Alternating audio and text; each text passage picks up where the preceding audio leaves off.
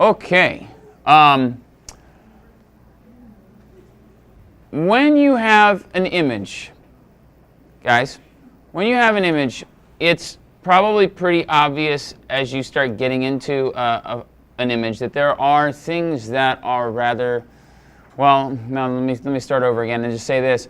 It's probably obvious to you sometimes that images are not always perfect, right? I mean, you've worked really hard on them. I'm not going to say that you haven't, but every once in a while you get things in your images that you just didn't see when you were photographing it, or maybe you saw it but there was nothing you could do about it, that sort of thing.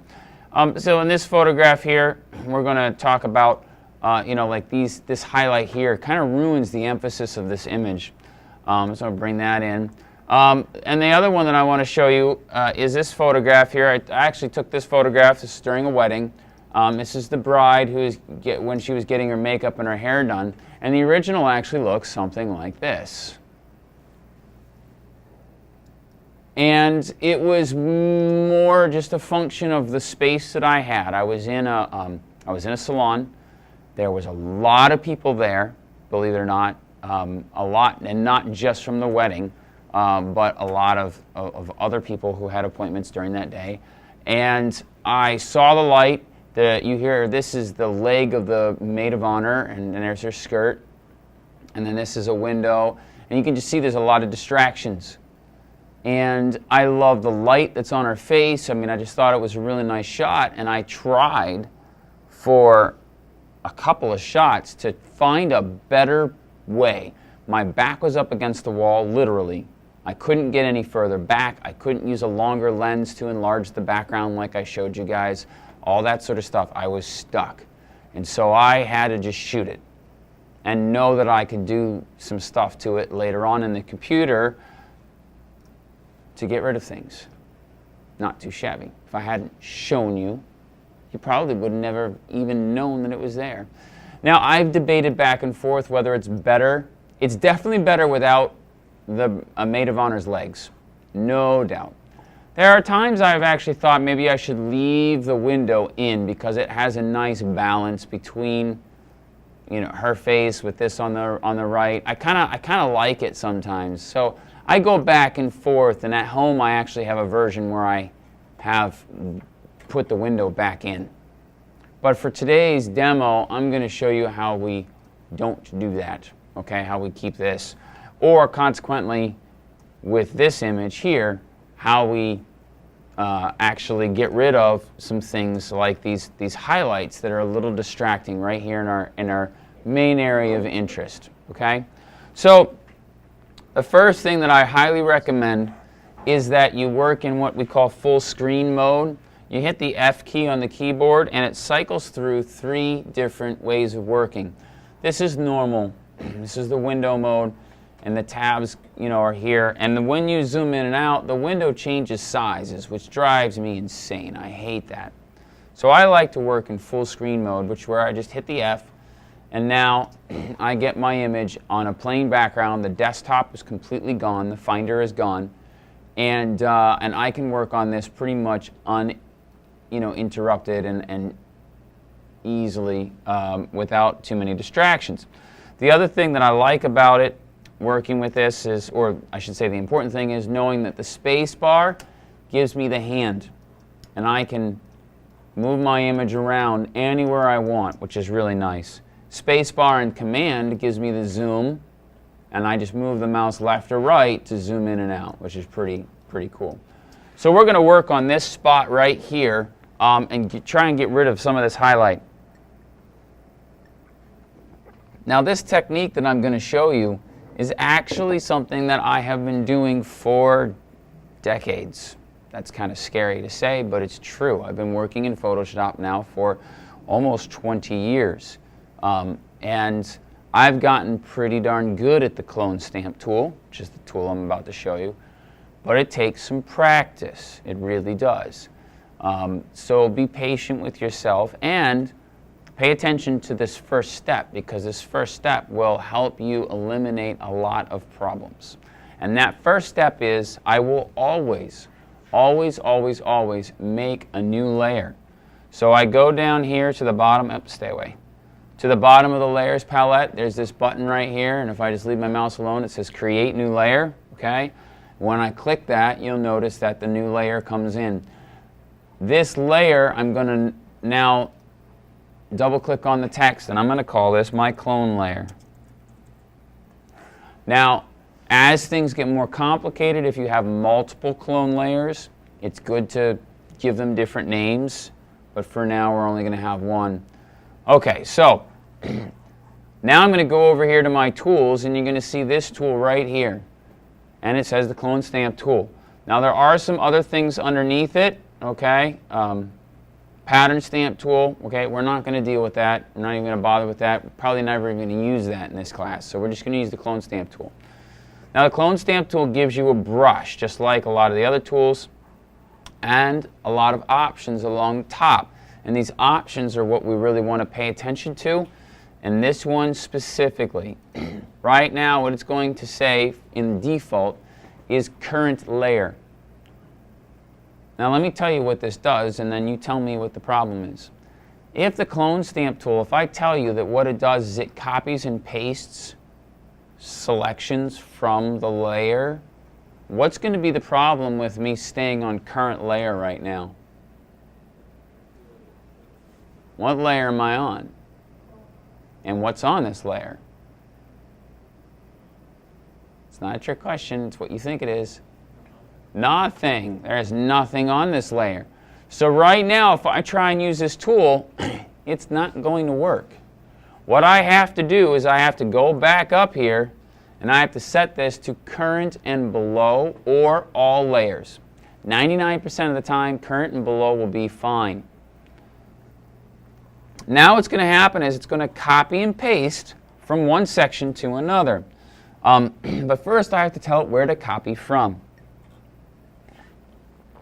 And that is actually done by holding the Option key down on the keyboard. And you might see how I get that little crosshairs there? That's how you know you're holding the Option key down. And what it's going to do is it's going to define where you want to copy from. So I'm going to click once with the Option key held down, and then I'm going to move. And you can see that inside the brush, can you see that? It's telling me what it's going to be copying. So now I can just click, and it has taken a piece of that and moved it over. Okay, whoops.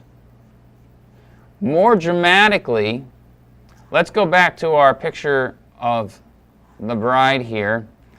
If I do the same thing, so let's just make a new layer. And if I just hold my Option key down here like this, let's get a bigger brush. Watch what happens. Okay. It literally just copies and pastes that area. So I just told it to copy and paste. I used the big brush. Now it copied her whole face. Okay. It's not a smart tool. It just does exactly what you tell it to do. So if I go back here, whoa, that's a little weird. That's even weirder. Okay, let's try this. Now, using a smaller brush, what I can do is I can go in here and I can copy and paste these tones over top of this white highlight here so that I can get rid of it, basically. Now, something like this is actually going to be a lot harder than you think for a couple reasons. One, I've got to work with the curve. And two, I probably shouldn't get rid of the highlight completely. I should probably just make it a little lighter. So I'm actually going to step backwards here, and I can change the opacity of the clone stamp tool right up here, just like any other tool. I'm going to set it down to about 50. And then I also can change my brush size and brush hardness. Now, in a minute, I'm going to show you what the danger is of taking the hardness down too much. Okay? But when you get a soft edge, you get blurriness. If you are in a section of your image that has a lot of detail, you do not want to blur the edges too much. Bad idea. Why? Why do you think that might be a bad idea, to blur the edges too much? What's that? You lose the detail. Exactly. You're going to start losing that sharpness. You're going to gain blur, which is not going to look good, especially in this case. So here I have to be very careful. So I'm going to start here, and I want to start with a brush that's about the same size as this little stripe. So what I'm going to do is I'm using a brush that's about the same size as this, and I'm going to option click, so that gives me my target, and I'm going to go in here, and I'm just going to start clicking very slowly to bring in these colors. Now notice it starts to curve, right? So I've got to change my angle. So now I'm going to start clicking here. I'm going to start bringing that up. This is really difficult to do and to do correctly, and I'm going to start working from this side too, because it actually requires a lot of patience.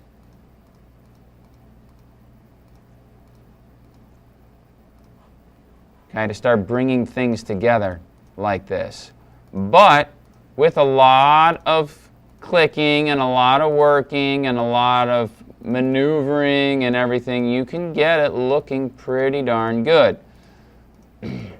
Now I want to show you one of the negatives. I'm going to go a little faster here than I normally would, because I actually want to show you one of the negatives to this process here, which I think you're going to recognize pretty darn quickly. That is a major sign of when something has been cloned.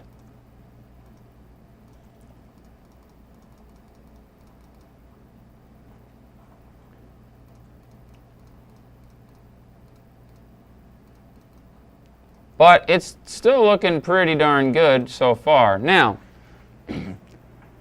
I would know immediately that this had been cloned. Can anybody guess as to why? I would see this and go, oh, you cloned that.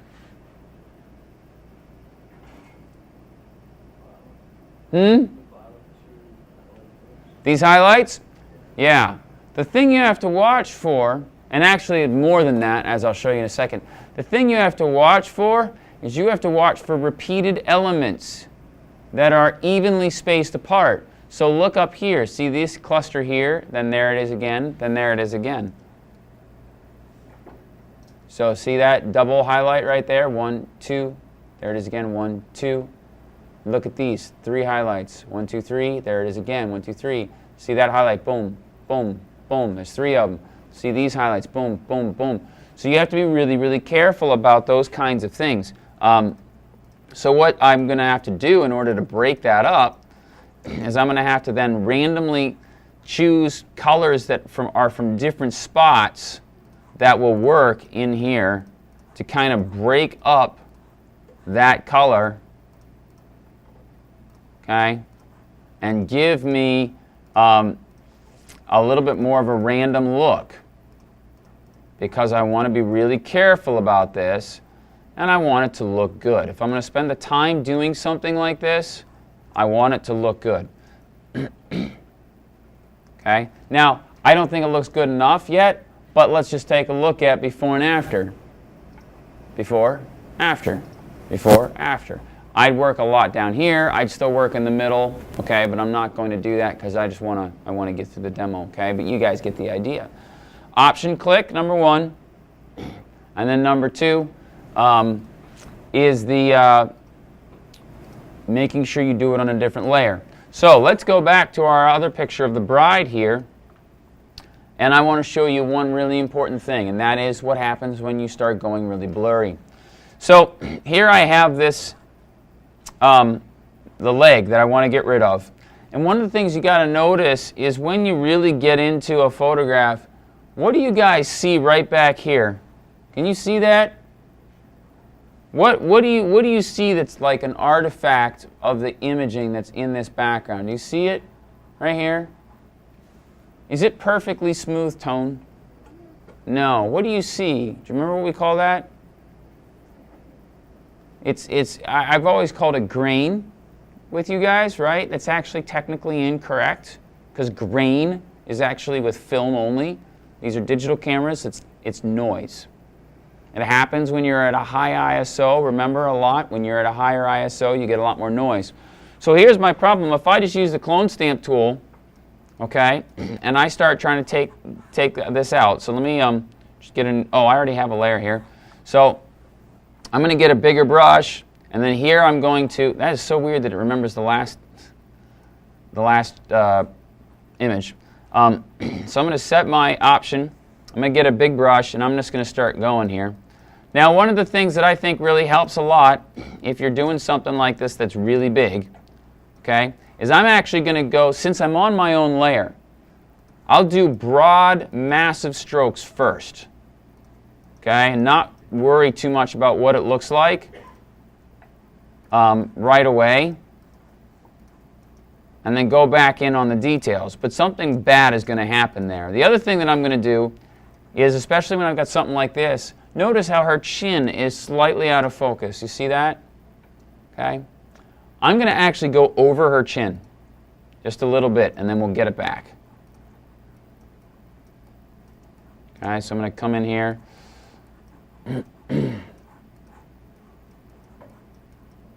And I'm getting this darker section up here, that's a shadow from the maid of honor who's sitting there. So I'm also trying to get rid of the shadow a little bit too, because I don't want her there, and I don't want the shadow there either. So I'm actually not worried of the fact that it's a little brighter here. So I'm going to go in here, and I'm really not taking as much time as I would with this. This can take hours. It's a lot of time. But this is why a good photographer may charge $2,000 for a wedding. That money doesn't just go to cover the one day of shooting. That goes to cover the 2 or 3 days of editing, as well as all the equipment that they have to buy. So, you know, if a photographer gets paid $1,500 for a wedding, that, you know, $1,200 for a wedding, that's pretty good, but that's also about minimal. Okay, so now I'm going to start taking my opacity down a little bit. I'm going to start smoothing this out. And you can kind of see by using the opacity, and I'm being able to smooth out these tones so that they don't look quite so blotchy. But what you're going to get is you're going to get something that's not going to look as nice, because guess what is it going to have? What do you think it's going to have? Is it going to have all that nice grain in it? No, because just like before, if I'm using a blurred edged brush, I'm going to lose that detail. I'm going to show you how we add it back in a second. So I'm going to smooth out these tones because they were really blotchy. And now I've got to get her chin back too, don't I?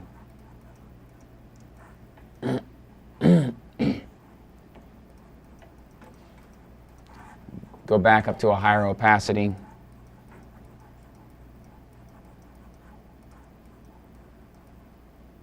Whoops.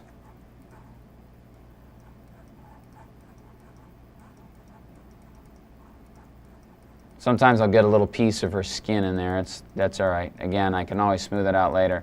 So now I've gone a little bit over her neck. Now this is not a problem because I'm on my own layer. If I was doing this on the exact same layer as the image, then I'd be in trouble because I couldn't get her skin back. But we're going to use a technique that I've already showed you once to get her skin back. Can anybody guess what it might be? I just showed it to you the other day. It was with the adjustment layers. Y'all remember how we were able to control where the adjustment layers were? Layer masks. Remember those? Layer masks? So what I'm going to do is I'm going to go down here to the bottom of the layers palette. Whoops, go away. And you can see right there, add layer mask. So what's going to happen is, watch, I'm going to add a layer mask to this layer here just by clicking this button. Boom. Now what this allows me to do is when that layer mask is highlighted, not here, but like this, it allows me to paint black. So if I go back to my layer here, it's still a little blotchy, by the way. I'm still not happy. I'm just going to go back to my brush, get my brush here, and I can start painting black and getting her chin back. And just go real carefully along the edges until I like what I see. I might even go out a little too far, right? No big deal. Then I either paint white on the layer mask or I use the eraser tool to get the white back, and I can go back in and I can paint right up to her chin. And what I'm doing is I'm getting rid of, if you look real carefully, there's these green and blues that came from the background, that came from the maid of honor who's sitting behind her skirt or her shirt or whatever. So what I'm trying to do is I'm trying to get rid of those very carefully by going around the chin. And I would do this all the way around. I would just very, very carefully go right around the edge of her chin here, all the way down to her neck. So see here, we've lost it. So then I would go back, get the black. So wherever you paint black, it becomes transparent. Wherever you paint white, it becomes opaque, just like with the layer masks on the adjustment layers. And I can get her jawline back here. And see, I went a little too far, so you can start seeing the blue that's there. So what I'm going to do is go back. I'm going to just hit this little flip-flop symbol here and get the white back. And now I can just go back in and go along her jawline. I would keep doing this. Like I said, it can take an hour or 2 hours to edit an image really, really, really well. But essentially, eventually I would have a nice image. And you can see, let's see, I have one saved here. I think it's this one that I had done before. And this one, okay, this one, whoops, you can notice, you can see the difference if you look really carefully. You can see these areas here that are smoother than others. It's a little harder for you guys in the projection with the projector because it's darker. But if you look over at my monitor really quickly, can you see how there's a smooth area and then there's a grainy area right next to it here? Okay? It's very subtle. You might not even notice it on the screen at first, but if you printed it out on photo paper, you totally see it. So what we need to do is we need to add the grain back in. There's a real easy way of doing that, and that is by taking this filter here, remember, and you go to the noise filter. Now we haven't really dealt with filters yet, but you can add noise. Now when you add noise, it can make something look really hideous. Okay, we don't like that. But what we really want to do is we want to make it monochromatic, number one, so that gets rid of all the colors, and then just take our amount way down. You'll probably have to type it in. 2.45 is not bad, about 2.25. That's starting to look pretty good. It's probably a little bit much, but it does make a nice, subtle change. And the difference is that's with the noise without. Can you see how I added that back in? So just adding that back in, again, helps you see, helps hide the fact that you've altered the image. And that's really the idea here. We don't want to make massive changes. I'm not going to teach you how to take a woman who weighs, like a model, and make her weigh 105 pounds like they do in the magazines. I personally think that's unethical, totally unethical, because you're taking away somebody. You're taking away who somebody really is, and you're replacing something that's not even them. Here, I don't think this is unethical, and maybe I'm being hypocritical about this. I don't know. Some people would say that I am. But just deleting a window in the background to make the image a little bit more aesthetically pleasing, or a person's leg is sticking out of her chin, I don't find that that is altering the focus of the image. I didn't make her nose smaller. I didn't make her eyes bigger, or her lips bigger, or redder, or anything that was major to make her look in what I might thought be better or worse, right? I'm not going to do that. I took a photograph of her. I think she should recognize herself in the photograph. If you've ever seen some of these photographs of these models, they probably wouldn't even know it was a picture of them. They'd see it up on a billboard and, is that me? Oh, wow, that's really me. I mean, I know that that has happened before. They alter them pretty dramatically. So I don't want you to go and alter your images so dramatically that it's not your photograph anymore. But when it comes to little distractions, like a window in the background, or like a highlight that you just could not get rid of, like in this image, okay? When it comes to little things like that, I have no problems with using the computer as another tool in order to make your images just that much better. But don't go and try doing things like erasing glasses off of somebody's face. That's not going to work very well. Don't try and, give them a hand if their hand is behind, something or whatever. That kind of stuff is probably a little bit beyond you guys right now anyway, just getting started with this thing. And, you want to choose a good image in the first place. And that's another key thing, and my last key thing about this. You're doing this to a good image. You're taking a good image and you're just making it a tiny bit better. You're not trying to take a bad image and make it okay. That's a waste of time. Don't do that to yourself. You take your best image and you make it just a tiny little bit better.